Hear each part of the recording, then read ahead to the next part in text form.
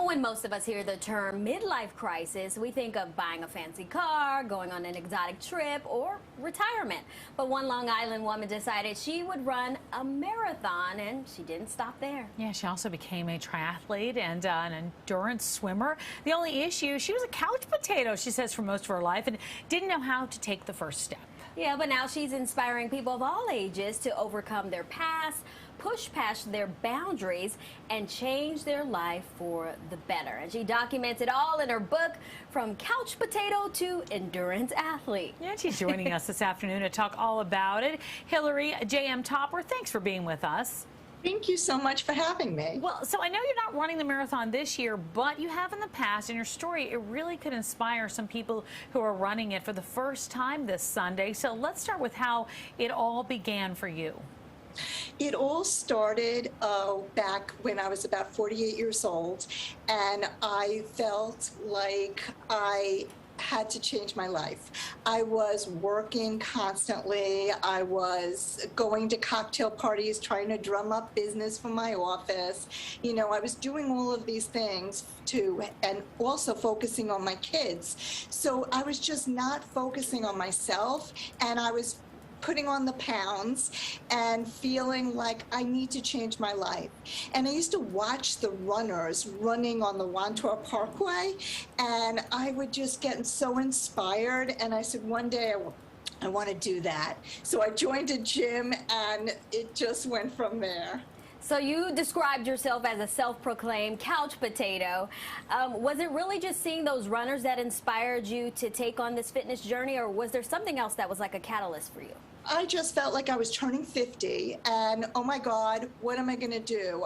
I'm going to be overweight. I'm just not going to have anything going in my life.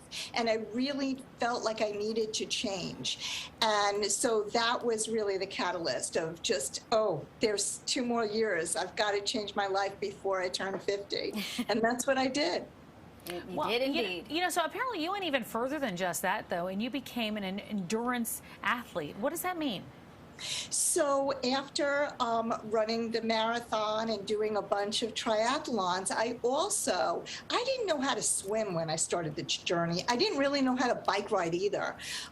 So this whole thing was really new to me. I mean, even running was new to me. I started doing the run, walk, run method. I had no idea what I was doing. So anyway, so then I decided that I was going to sign up once I learned how to swim, and I went through the whole process of learning and blowing bubbles and all that.